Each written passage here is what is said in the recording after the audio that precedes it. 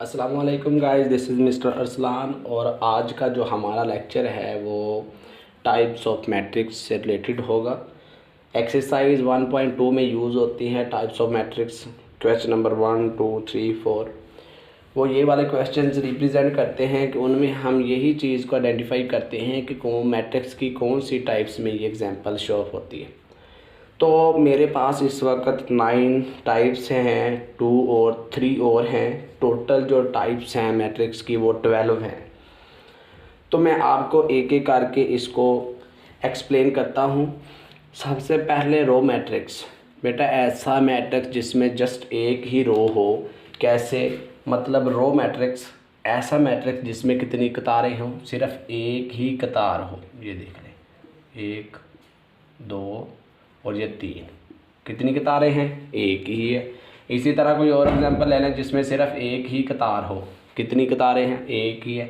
तो ऐसा मैट्रिक्स जिसमें सिर्फ एक ही कतार हो वो रो मैट्रिक्स होता है। और ऐसा मैट्रिक्स जिसमें सिर्फ एक ही कॉलम हो, देख ले 1, 2, कितने कॉलम है?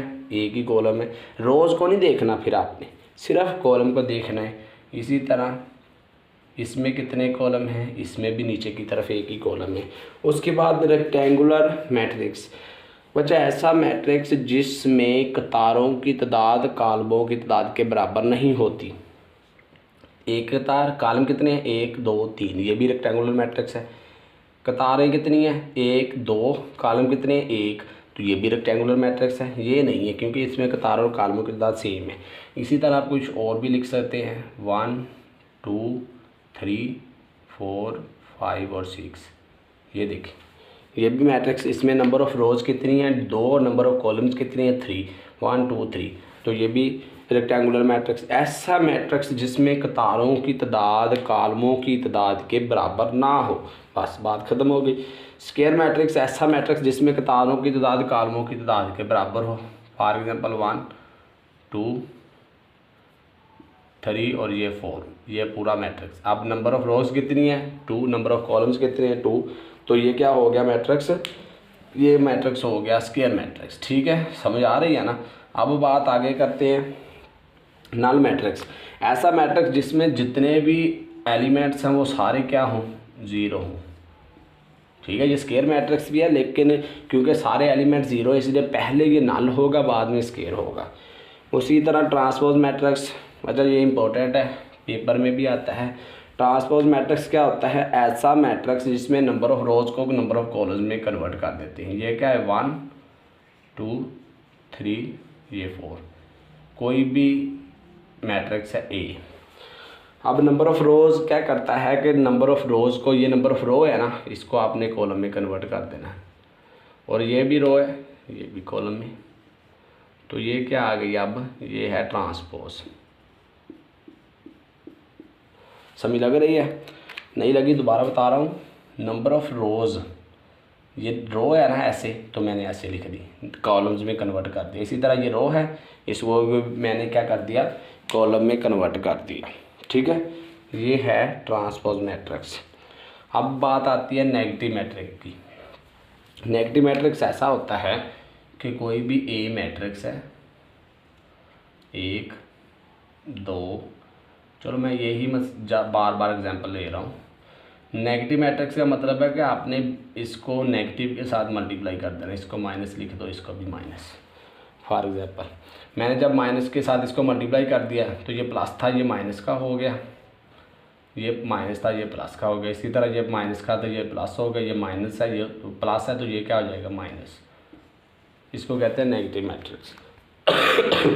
सिमेट्रिक मैट्रिक्स बहुत इंपॉर्टेंट है। इसका क्या मतलब है? इसका मतलब है सिमेट्रिक मैट्रिक्स ऐसा मैट्रिक्स जिसमें आप किसी भी कॉलम का मैट्रिक्स लो तो वो वापस किस में कन्वर्ट हो जाएगा? वापस उसी में कन्वर्ट हो जाएगा। कोई भी मैट्रिक्स ले लो, फॉर एग्जांपल इधर मैट्रिक्स लिया हुआ है, कोई भी ले लो। फॉर एग्जांपल अगर आप लो 2, 0 ले लो, चलो ये रहने देते हैं।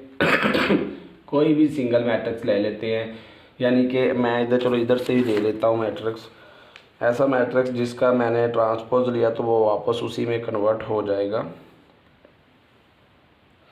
ये रहेगी 2 -1 3, इस तरह 1 2 1 1 2 1 और 3 2 3 3 2 3। ये कोई मैट्रिक्स है। अब इस मैट्रिक्स का आपने ट्रांसपोज लेना है। सिमेट्रिक मैट्रिक्स की मैं एग्जांपल दे रहा हूँ, इसका ट्रांसपोज लो। कैसे, मैंने आपको बताया कि आपने नंबर ऑफ़ रोज़ को कन्वर्ट करते जाना है कॉलम में। 2 -1 3, ठीक है, 2 -1 और 3 हो जाएगा। इसी तरह ये आपने आगे क्या करना है, 1 2 1 और ये 3 2 3। अब ये देखें, अब आपने ये मैट्रिक्स लिया तो मैट्रिक्स का दोबारा ट्रांसपोज लेने से इसके बराबर आया नहीं ना आया। जब अगर ये आ जाए तो ये कौन सा मैट्रिक्स होगा, ये मैट्रिक्स होगा सिमेट्रिक। अगर ये ना आए तो ये कोई भी यानी कि सिमेट्रिक मैट्रिक्स नहीं होगा। समझ आ रही है ना? यानी कि आपने किसी भी मैट्रिक्स का ट्रांसपोज ले लेना है, अगर वो वापस उसी के बराबर आ जाए तो आपने कह देना है कि ये ट्रांसपोज कौन सा है, सिमेट्रिक। अगर ना आए तो कह देना है कि ये स्क्यू अपना सिमेट्रिक नहीं है। इसी तरह स्क्यू सिमेट्रिक का मतलब होता है, अगर सिमेट्रिक का मतलब तो ये है कि अगर ट्रांसपोज ले लिया तो वो ए के बराबर आ जाएगा। इसी तरह स्क्यू सिमेट्रिक का मतलब है कि अगर ट्रांसपोज ले लिया तो वो -a के बराबर आ जाएगा। ठीक है, तो ये थोड़ा सा एक्सप्लेनेशन वाला क्वेश्चंस हैं, इसको मैं ना थोड़ा सा आपको ब्रीफली एक्सप्लेन करता हूँ एग्जांपल्स में से, और जो एक्सरसाइज है उसमें से मैं आपको ये एक्सप्लेन करता हूँ। ठीक है, ओके गाइस, ये मैंने 3 क्वेश्चन लिख दिए हैं आपकी एक्सरसाइज 1.2 के क्वेश्चन नंबर 5 में से। मैंने कोई 3 एग्जांपल्स ले लिए हैं। ठीक है, अब इन एग्जांपल्स का ट्रांसपोज लेना है। ठीक है, ट्रांसपोज मैंने आपको पहली एग्जांपल बता दी है कि तारीफ़ में बताया था कि आप नंबर ऑफ़ कॉलम्स को या नंबर ऑफ़ रोज़ को नंबर ऑफ़ कॉलम में कन्वर्ट कर दो। तो ये ए है, आपने इसके ऊपर टी लिख देना है, ये वाला। उसके बाद ये नंबर ऑफ़ रोज़ किस में, ये नंबर एक कॉलम है ना, आप इसको कन्वर्ट कर दो रो में, 0 1 -2। ये आपका ट्रांसपोज आ गया, बस इतना ही करना है। इसी तरह बी है, बी के आपने ऊपर टी डाल देना है, और ये रो है, इसको आपने क्या कर देना है, कॉलम में कन्वर्ट कर देना है।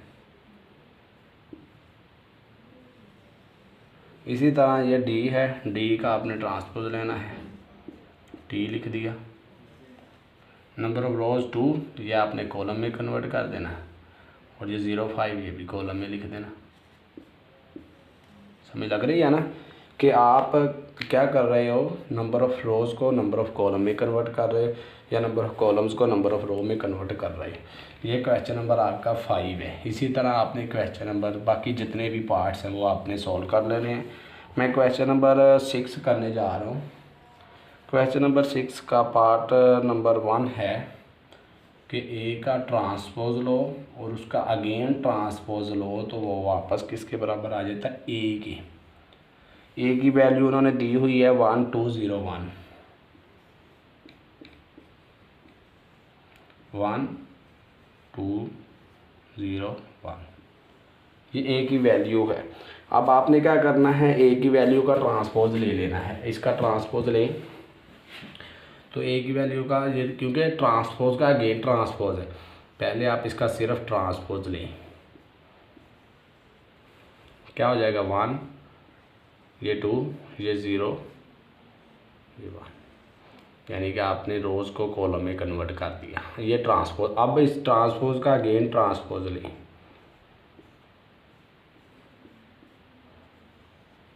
ये रो इसमें कन्वर्ट हो जाएगी, ये रो इसमें।